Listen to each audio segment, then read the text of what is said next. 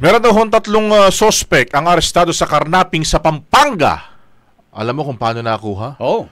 Sa tulong ng GPS. Tira! Brigada! Ano yan? Nalagyan ng GPS yung sakyan. Motor. So ibig sabihin sasakyan, sakyan, may GPS. Kahit nga dun sa di ba sa mga tracking, di ba, may GPS di ba?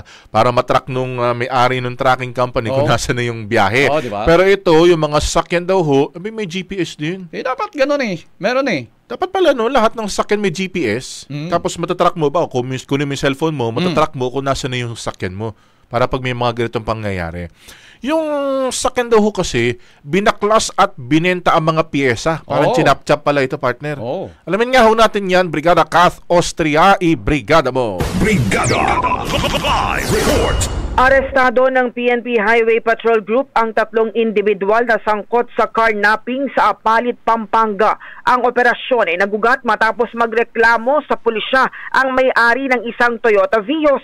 Ayon sa PNP-HPG, ipinarenta umano ng biktima sa isang taxi driver ang sasakyan nitong March 13 at nagkasundong magbabayad ng 950 pesos araw-araw bilang boundary. Ngunit noong March 16, hindi na nakapagbayad ang driver at hindi na rin makontak dahilan para humingi na ng tulong ang biktima sa PNP.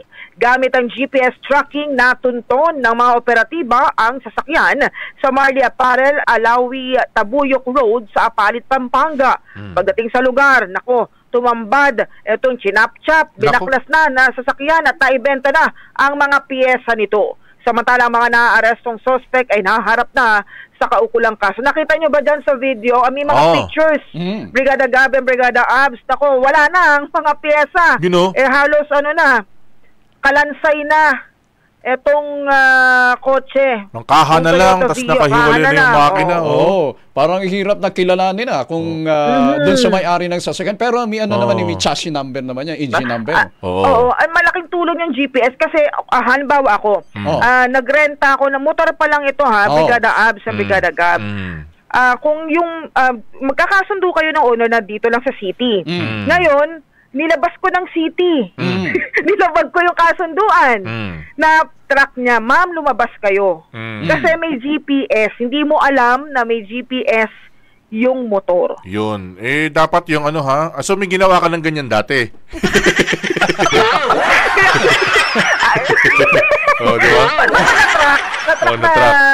Lumabas. Pero maganda yung ginawa ng yung may-ari nung nagparenta. Dapat talaga, lalo na sa mga nagpaparental, di ba? May GPS yung inyong mga sakyan. Para kapag may mga ganyan na lubas na sa kasunduan, malalaman ninyo, kahit nga cellphone, dapat may GPS, di ba? Ang nakakalungkot lang, yung may-ari, buo yung sasakyan na pinarenta, nung nakita niya na chap-chap na. So bukod doon sa nagrenta ng sasakyan, isabit yung shop dyan, Brigada Kath? 3 yung naaresto kasama na yung mga tauhan doon sa shop. Ganun. Paano kung hindi naman alam nung shop na chap-chap? Pero dapat magtataka kayo, di ba? Pag may ipapachap-chap na sasakyan sa'yo, tapos yung sa ORCR, di ba, yung mga ganyan, dapat maging magtaka na rin yung nagcha-chap-chap. Hindi excuse yan Alam natin yan. Kahit sabihin mo na, hindi ko alam. Hindi excuse yan na hindi mo alam. Baka yan, hindi ito yung unang pagkakataon na dyan dinala yung mga pinapachap-chap. Pwedeng hindi rin talaga alam. Hindi rin talaga alam. Pwede rin ganun, di ba? Kaso, alam mo, hindi mo alam, may kaso sa'yo. Ayun lang. Tama yun, Brigada Gab and Brigada Abs. At kasalukuyan na silang nasa kustodiya ng Highway Patrol Group at nahaharap na sa kaukulang kaso. Okay. Maraming salamat. In the heart of changing lives, ito si Brigada Kath Austria ng 105.1 Brigada News FM Manila, the Music and News Authority. Tira! Brigada! Ang bahaging ito ay hatid sa atin ng Guard C Plus with Zinc Capsule. Always protektado ang kalusugan.